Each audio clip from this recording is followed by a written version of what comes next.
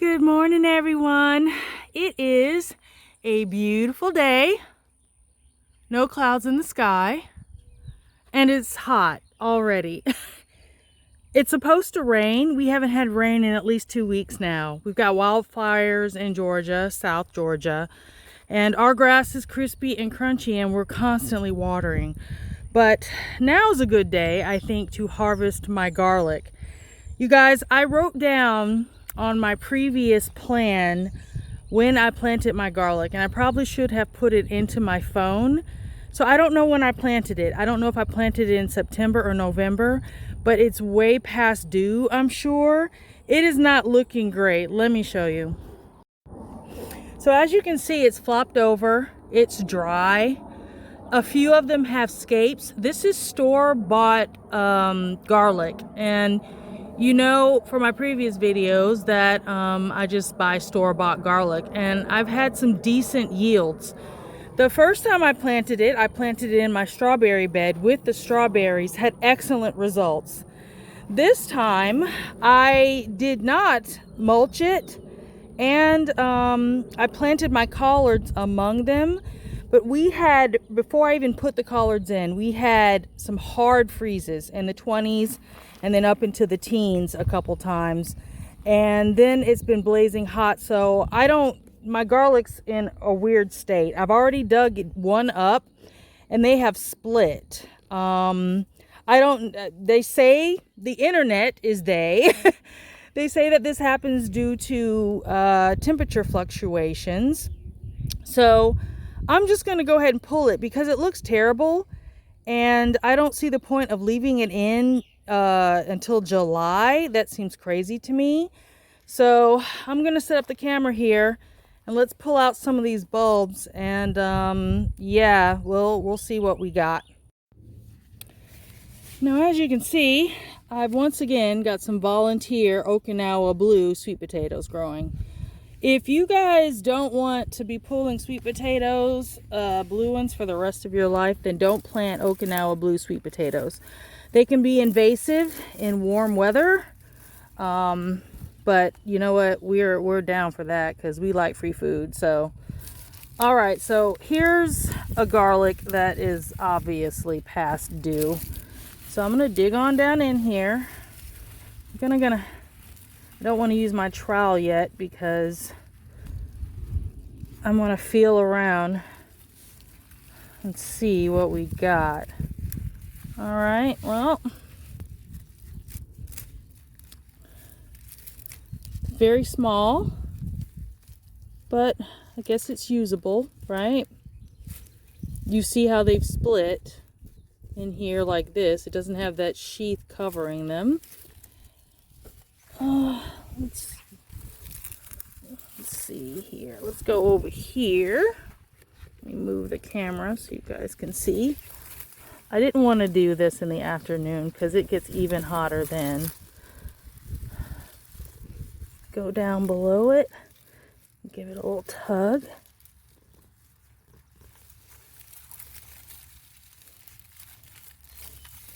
Now, I bought these at my local farmer's market.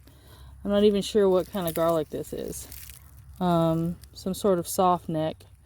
But they're small cloves, but that's okay. I guess once we continue, we'll see if any big ones come up. But I mean, food is food, right? Let's see. Move some of this stuff out of the way. Also, I needed to make sure that I didn't want to water again before, because I don't want my collards to start taking the brunt, but I need it to be dry to harvest these. So, okay, they're just kind of little small cloves that we have. I don't see any rot on the bulbs, so that's good. Some of them are really, really small though. Oh goodness. All right, let's see who's back here.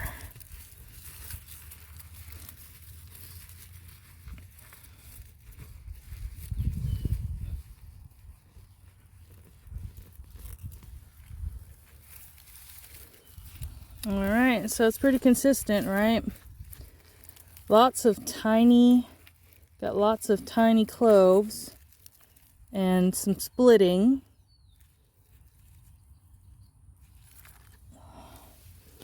But they still need to dry.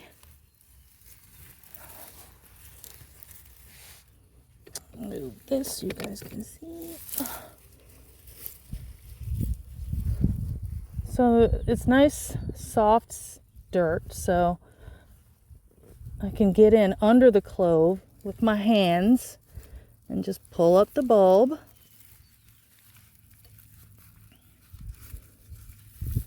Shake that dirt off. So yeah, like I said, I'm assuming all this splitting happened due to the temperature fluctuations. And the only reason I'm going on that is because this is the first time this has ever happened. The previous winters were not as harsh, and then all of a sudden we went immediately into drought-like conditions. So there's some decent cloves here, some that I can probably use to replant. But honestly, what I'm thinking of doing is going back. Right now I've got Texas early grano in with my strawberries, so I want to see how they grow along with the strawberries. And it could be that I just should have mulched these. I just, some of it's an experiment. This was the first time having them in their own bed. And they grew a lot of the time, most of the time, towards maturity before I even put these collards in the spring. So these guys were already forming, and from the early ones that I had already pulled, it seemed like they had already split. So I don't know if this is the type of garlic, or it's due to temperature, or, me not mulching or whatever, but it's all an experiment. So let me continue harvesting.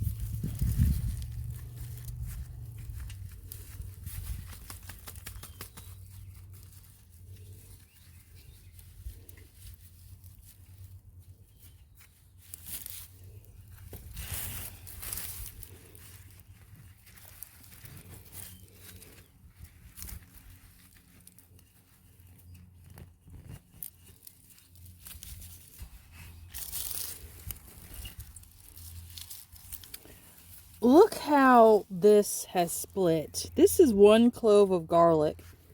This is what I was talking about. This is one clove of garlic that has split into many. Yeah. Let me know in the comments if this has happened to you before. If it was temperature fluctuation, if it was the type of garlic maybe you grew. I really think it was the cold snaps that we had, and I probably should have protected them more by mulching. Let's see what this looks like. Okay, some big bulbs here, some really big nice sized bulbs. They just grew their own separate yeah, just their own separate shoots. Made like a ponytail. All right. Okay, now this part of the harvest is going to be interesting. So, as you can see, this just looks like grass.